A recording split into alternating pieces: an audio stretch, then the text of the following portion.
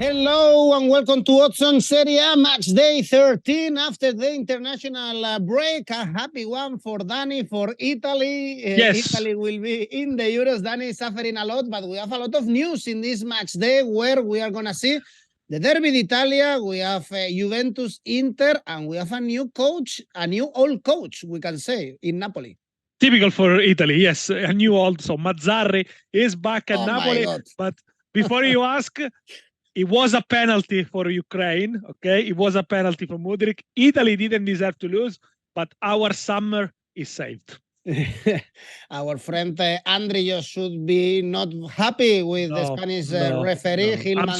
I'm sorry, but I wish you good luck for the playoff, which obviously we'll cover in Oddspedia when it comes March. Well, now it's time to focus in the clubs, and we have a lot to talk about in this show. So, guys, remember to leave your comments and, of course, press the like and subscribe. And now let's go on with the show.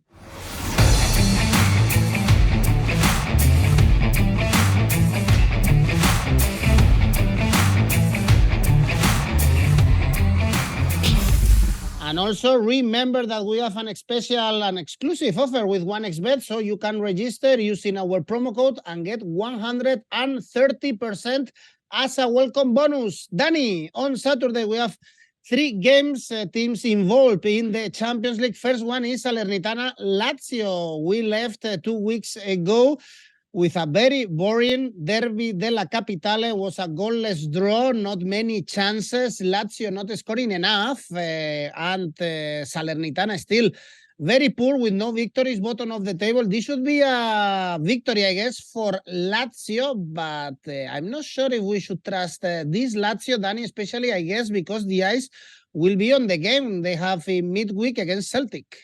Absolutely, and that game is a must win. They have it in their hands. They can go to the next round of the Champions League, which will be very important. And Lazio, no goals in 2 consecutive games in Serie A for the first time since November 2021.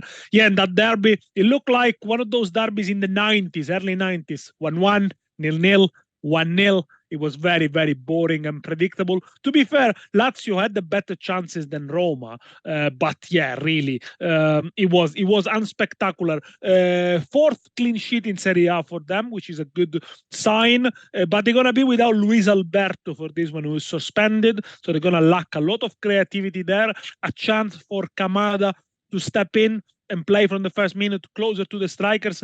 Vecino and Zaccagni are doubts. And Salernitana, they continue the bad run. They were 2-0 up against Sassuolo, couldn't win the game, squandered the lead. The good news is that Dia is back on the scoring sheet, but still Salernitana struggled to keep clean sheet. No clean sheets so far, and only another team in the top 5 major European leagues is winless alongside Salernitana, and I know you know that, but let's leave it for our friends to put in the comment. Of course, Lyon won before the international break. It's going to be very difficult for Salernitana to be saved. Only 3 teams in the history of Serie A who haven't won any single game in the first 12 matches managed to avoid salvation. It's going to be difficult. They got the worst defense, 24 goals conceded, and they're going to be without Ochoa for this one. Is injured, but no worries, because a former France international is going to play for them. Benoit Costil, once featured for France in 2016, played also in the Euros. Let's see if he managed to keep a clean sheet. I don't think so. But I can't see Lazio just rolling past over them. It is a Lazio side that still has got a lot of problems in creating chances. Under 2.5 goals for me, 191. Good one. Not many goals, even if, as we know, Salernitana, they concede a lot of goals. 24 is the team with more goals conceded alongside Cagliari.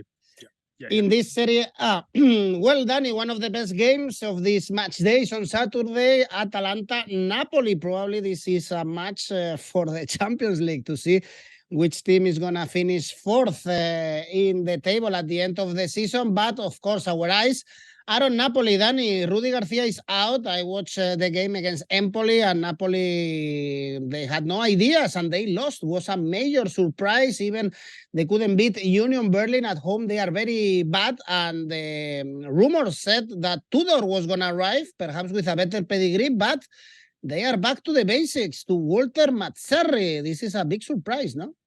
He's been there before, since 2009, 2013. That was the beginning of the strong Napoli, Lavezzi, Hamsik, Cavani. Of course, with De Laurentiis, look, it is very surprising because, yes, it's been a manager who's been outside of the frame for a while, for 18 months. He hasn't managed any top club since he left Inter in 2013, if I'm not wrong. And yes, his career has gone badly after he left Napoli, but is what De Laurentiis trusts. That's what he knows. And to be fair, the sacking of Rudi Garcia epitomizes the failure of De Laurentiis, who wanted to do it everything by himself.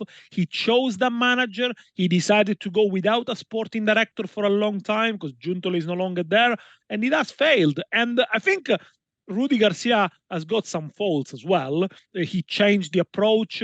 He didn't change the tactic, but he changed the way Napoli played, and he didn't bond particularly well with Osimhen, with Kvaratskhelia, with Lobotka. And now it's up to Mazzarri, who's only had a couple of weeks to work, to change everything and to revitalize them, to reignite them with more creativity.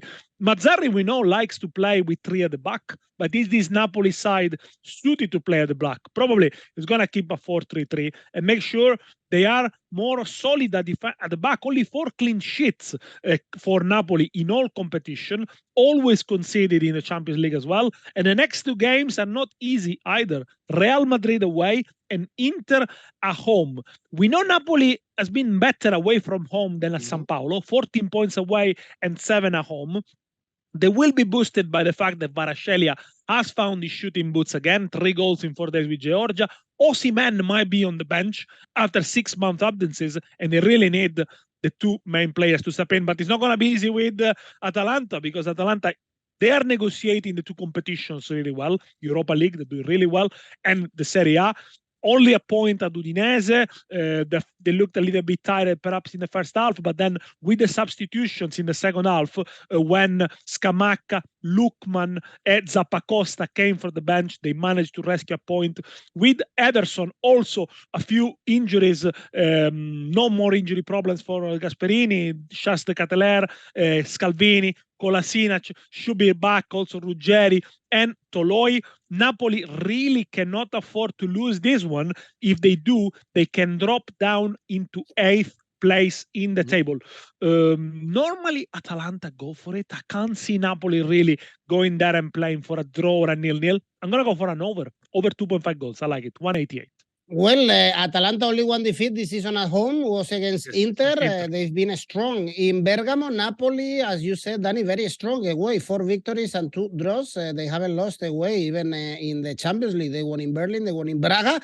So let's see this first game for Walter Mazzarri back to Napoli. This is a big game. Atalanta, Napoli. Danny sees goals. And we left also before the international break, Milan in bad form, in crisis. I guess the game in Lecce didn't help, Danny, because they were leading 2-0 at the end. They almost lose that game. Giroud was sent off, only 2 points in the last 4 games. The only positive news were in the Champions League, and they have a key game next week against Dortmund. But in the meantime, they have this tricky game against Fiorentina with good odds if we want to back somehow the Viola.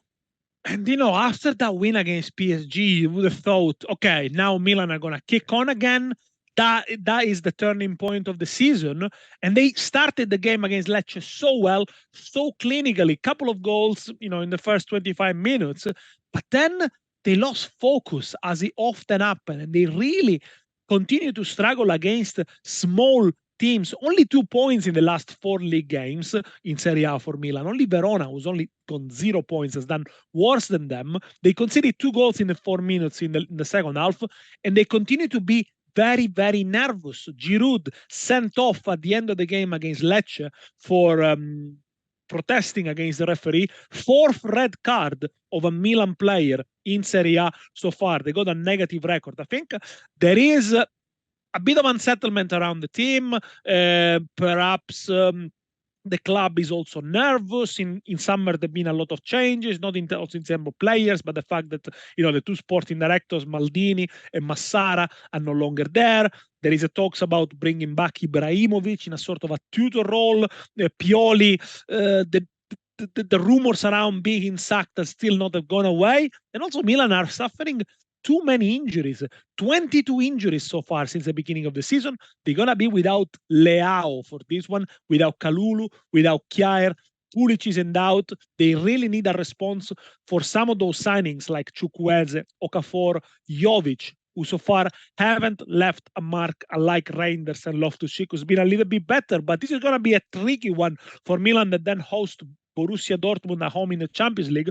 Whereas Fiorentina can focus entirely on this one, and they're doing much better in the Conference League. They won against Bologna after 3 consecutive defeats in Serie A. Bonaventura scored 5 goals to assist. Gonzalez scored 6th goal of the season. The strikers are somehow misfiring. Beltrán is still searching for his first Serie A goal. Let's see if Zola is going to start this one, but they're only 3 points behind Milan, so a win here really, and they are in touching distance of the 4th place. Has to be remarked, Artur Melo is having a very, very good season for Fiorentina, playing every single game next to Duncan. Fiorentina getting a bit better at controlling the games, but they need to be clinical as well. Let's not forget, so far this season they lost against Inter, they lost against Lazio, they lost against Juventus. It's also a game of patience for them sometimes to try and find the opening. Both teams to score. I can't trust Fiorentina to keep a clean sheet, really. 189, but I think Fiorentina are going to get the result here. Fiorentina not missing Amrabat, Danny? No, I don't think they are missing Amrabat that much because the midfield is working well. Duncan next to Artur Melo, it works well. I mean, they got Artur Melo is a different kind of player, but I think they added a little bit more of technique there in there. No, I don't think they're missing Amrabat. Well, not surprised also about Jovic not clicking for Milan. I read the stats. I think they paid him so far 500,000 euros for each shot. He hasn't scored. He had like 2 shots and stuff. So it's been really bad. It's been really poor since he left Frankfurt. The injury. Well, the injury, you know, it just, yeah.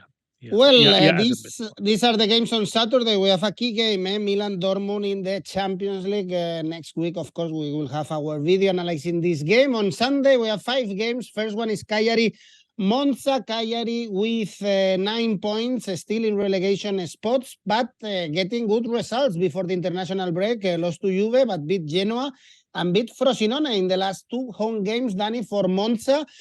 A team that they don't get defeats, only 1 defeat in the last 9 games with a lot of draws. Perhaps if you are looking for draws in this match day, there are some good options on Sunday. This could be a good one, actually. Yeah, absolutely, because Monza, keep drawing, and they produce good football. They play well. They're good on the eyes. They don't score enough goals for the kind of football they play. The strikers don't score much. Colombo scored 3 goals. Caprari is injured. Churria, I think he had provided 1 assist. So the numbers are down compared to last season. And they are helped by Colpani. 6th goal already in Serie A. The best Italian goal scorer. And he deservedly got a call from Spalletti for the national side, though he didn't play. Only Bellingham has scored more goals between the midfielders in the top 5 European leagues. Bellingham scores 10, Colpani 6.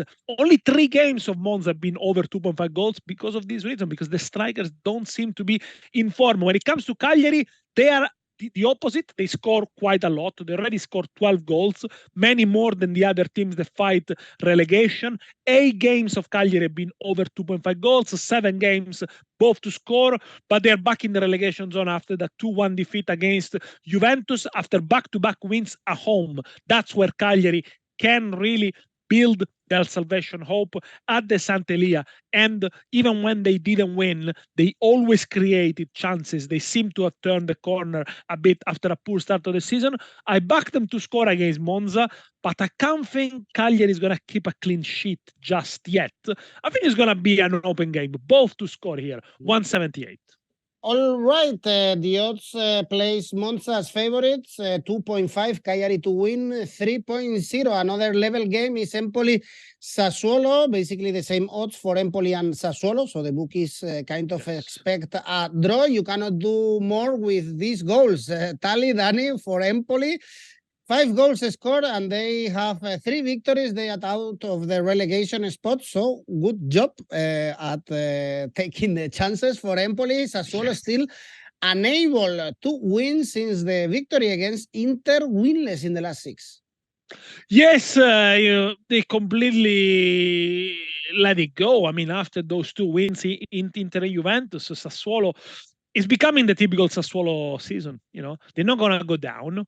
They're not going to finish in Europe. They play pretty much for nothing. I bet February time they're going to be saved, probably. Yeah, it's unremarkable, really. And this is, I think, for Empoli is a winnable game because Sassuolo haven't kept a single clean sheet and they got 7 games with no wins in all competitions. Empoli lucky against Napoli, I must say. It was a smash and grab. They won all the last 4 Serie A games against Napoli with Andrea Azzoli on the bench. Undoubtedly, the change of manager has benefited them, but they are a team that is going to be in the relegation battle for the entire season. They only scored 5 goals and they got 10 points, so that's a massive return. Each goal basically is worth 2 points. It's not always going to be that way for Empoli. Sometimes they're going to get unstuck. Is a young side, is a side that is a little bit naive, is not really built up for defending, but this is a game that I think they could win. The difference between Empoli and Sassuolo is that Sassuolo have got a deeper squad and often manage to rescue points. They already rescued 5 points this season, despite going behind 8 out of 12 times. Whereas when Empoli concede the first goal, they never win, they never draw, they really struggle. So I think it's here about really who scored first. If Sassuolo scored first, I think they'll win the game. Empoli scored first, maybe could finish in a draw. The return of Mateus Henrique for Sassuolo is very important. He's the midfielder, is the guy that helps them controlling the ball a little bit more. He's been out since October. I like the Sassuolo Asian handicap 0 here, 187. As I said, it could end into a draw, but I think Sassuolo have got a better squad. At some point, they need to stop the rot. Well, another tough one for the relegation is Frosinone Genoa, even if they are far away from the relegation. Actually, both teams, they are doing the things pretty well. Frosinone in the middle of the table, lost to Inter before the break after the victory against Empoli at home. Betting on goals usually is a good idea with Frosinone in this season. Also, Genoa, Dani, 5 points away from the relegation. They were able to beat Verona before the break. Yes, but Genoa without Retegui, the striker Argentinian but plays for Italy, they've been really stingy. You know, they really struggled to create a lot. He formed a very good partnership with Gudmundsson, but he's missed in the last 5 games and they only scored 3 goals. The win came courtesy of a defender scoring Dragusin, by the way, qualified for the Euros with Romania, topping the group as predicted in our video with Alvaro. They're very organized. Genoa has to be said, 3-5-2. The wingbacks work really, really hard. It's about really finding the opening, the spaces, and without Retegui, who's out, by the way, check the lineups. He might not start. They conceded 2 or more in the last 4 away games, and when they conceded first, Genoa, 6 times, they always lost. I was expecting a little bit more from Malinowski, from Messias, who's been injured. So Genoa have got the potential to play much better, score more goals. When it comes to Frosinone, they lost at San Siro against Inter, but they deserve credit for the way they played. They played on the front foot.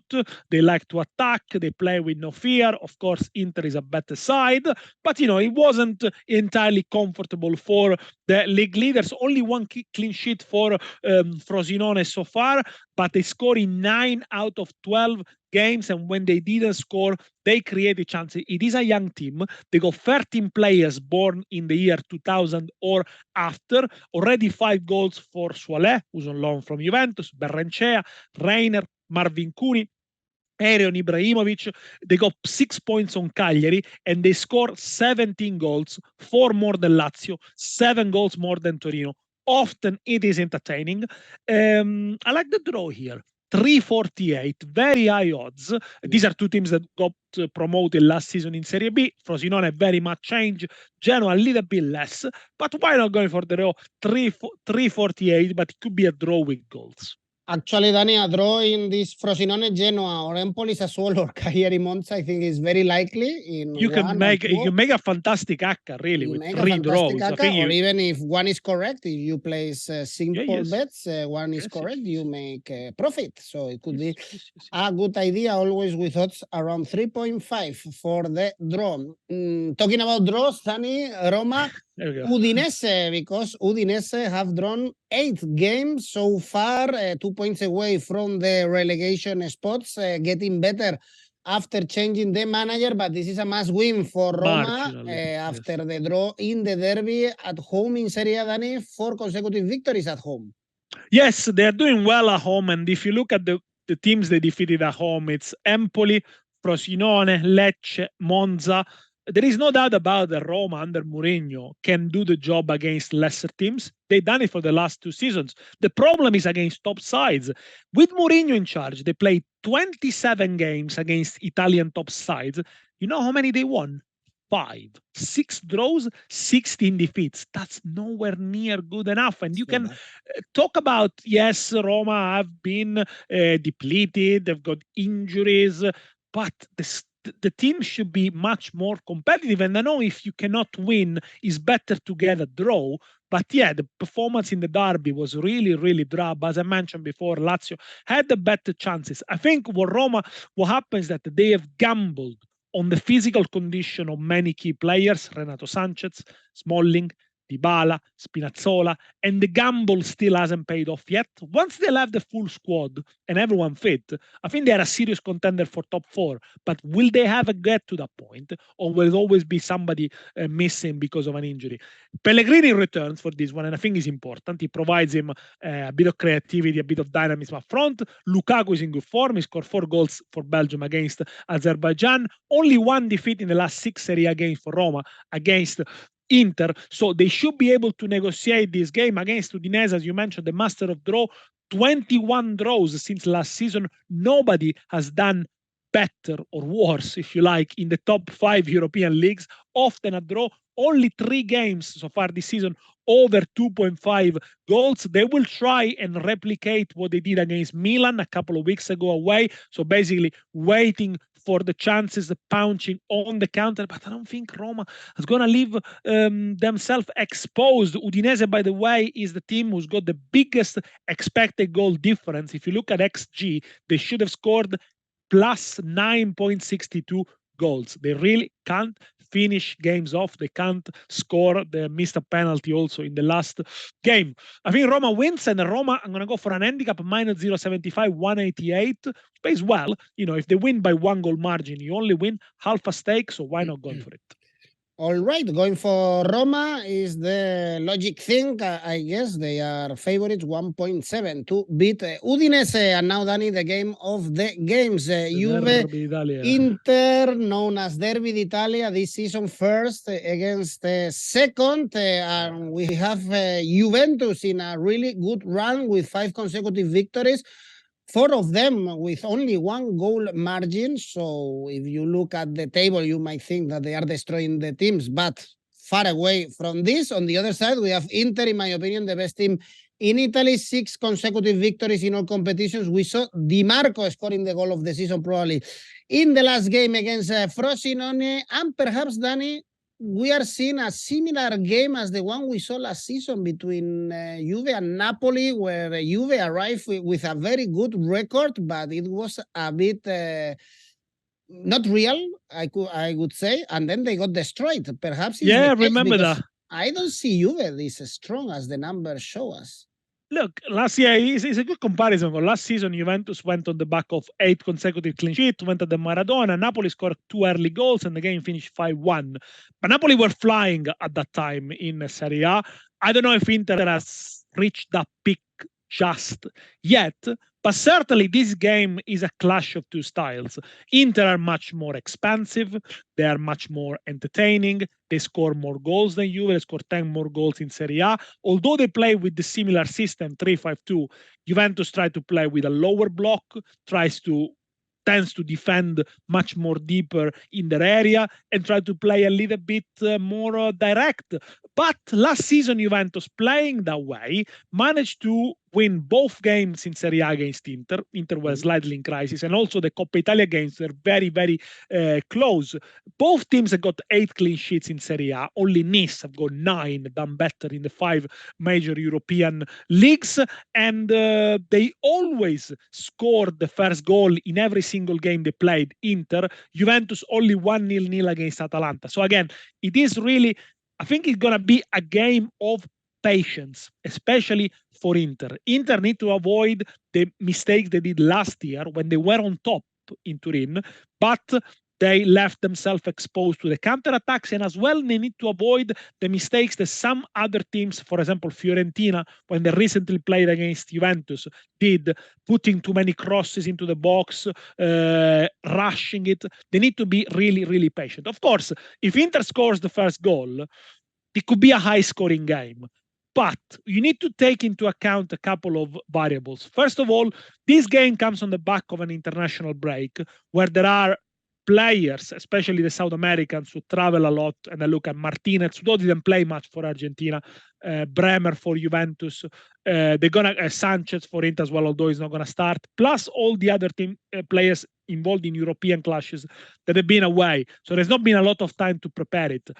Both teams have got a few injuries to deal with. Inter are going to be without Pavard, Bastoni, Quadrado, maybe Aslani. Juventus is going to be without Weah. They're going to be without Danilo still. Locatelli is a doubt. So they're a little bit depleted, really. So it could be a cagey one. It could be a game that is a slow burner. Often these games in Serie A are like this. And I think last year Napoli was an exception, really. Juventus at home have got a good record as well. They only lost 3 games in 2023 to Monza, to Napoli, to Milan. Napoli and Milan both defeated 1-0.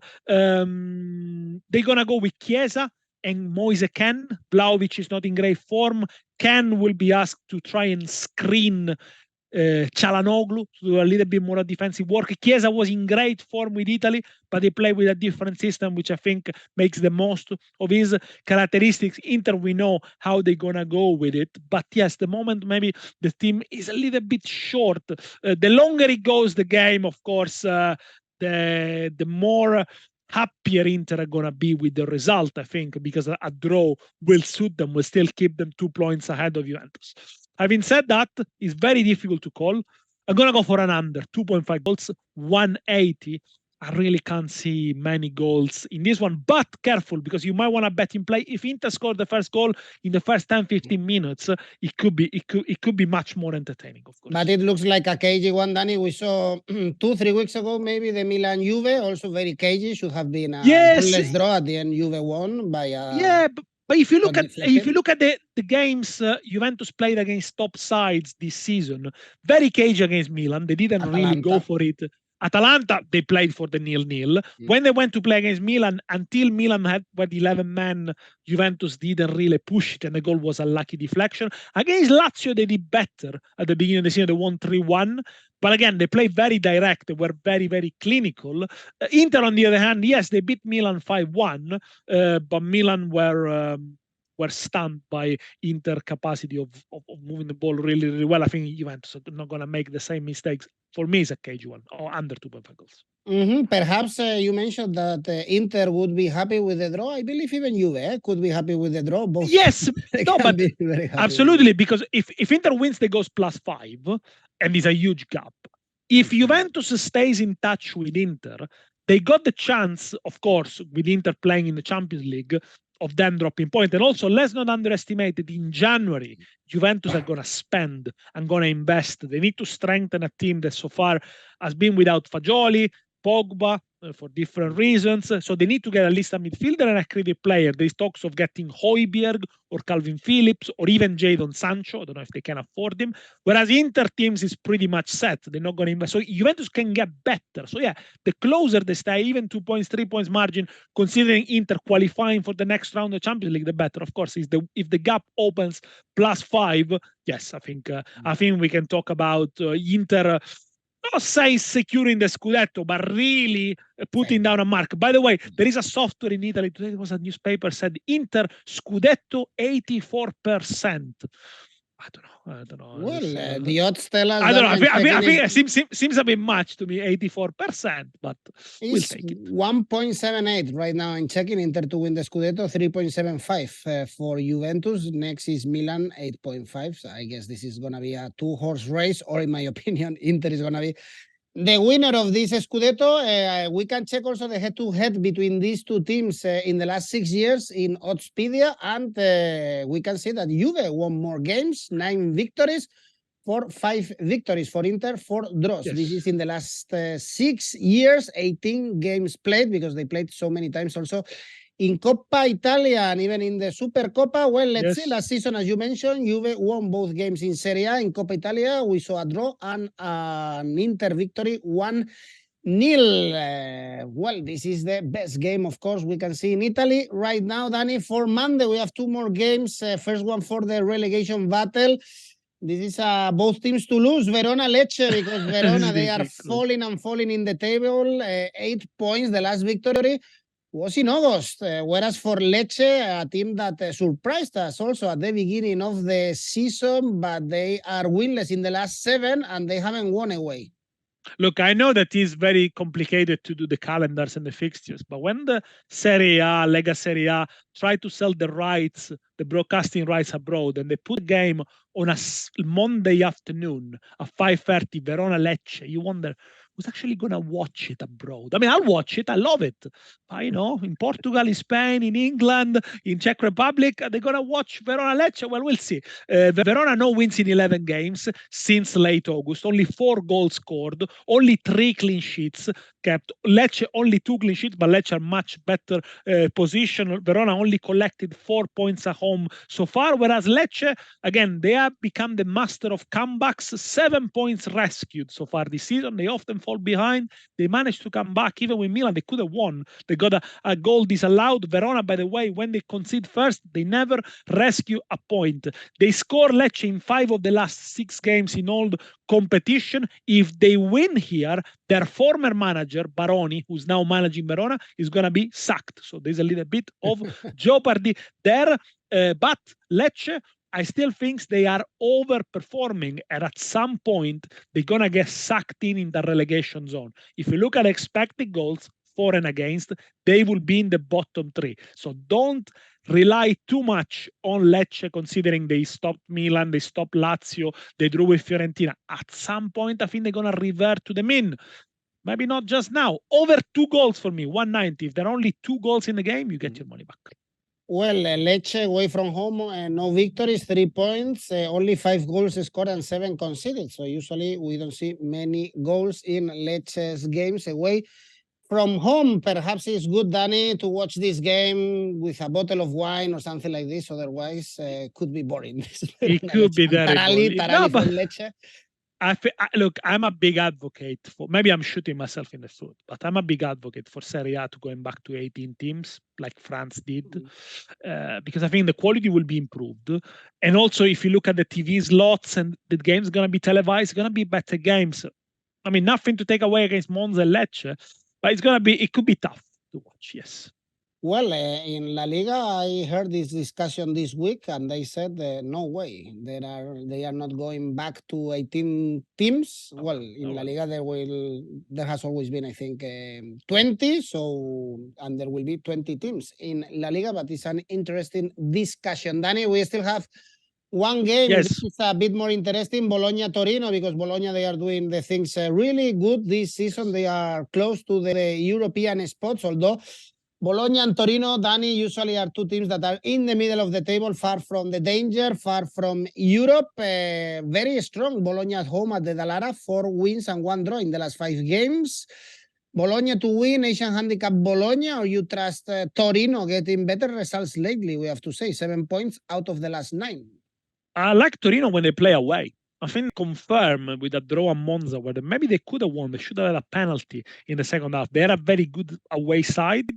When they don't have to dominate the ball, when they can play a little bit speculative, they're better. And now with the two strikers, Sanabria, Zapata, they're getting good results, really. And since March last year, only Inter have won more away games than Torino. Torino won 7 out of 12 in that space, and Torino also kept 7 away clean sheets. Bologna, for the way they play, they get less points than what they deserve. Probably they are a very good side at controlling the ball. They play often on the front foot, but if you look at the stats, they are 5th for ball possession and only 15 for shots.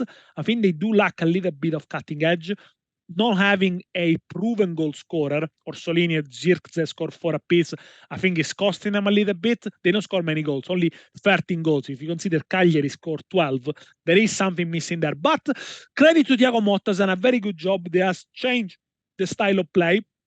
I like one of his ideas to play Calafiori as a centre-back. Used to be a left-back at Roma, then went to play in Switzerland, got him back. He might be someone to watch out. Maybe he might even go into the national side. But I think against organized sides like Torino, sturdy, Bologna often struggles. Is a team that also has drawn an awful lot of games. I think 18 draws since last season. Torino has an handicap plus 0.25, 196 for me. So if they draw, you only win half a stake. Okay, away from home, Torino 7 points, 2 victories, 1 draw, and 3 defeats. Danny, tell me your safe bets. Lazio plays at Salernitana in the first game on Saturday. For me, is Lazio Asian handicap 0.135. Sarri with his eyes on the Champions League as well against Celtic. And Yoraka, Danny?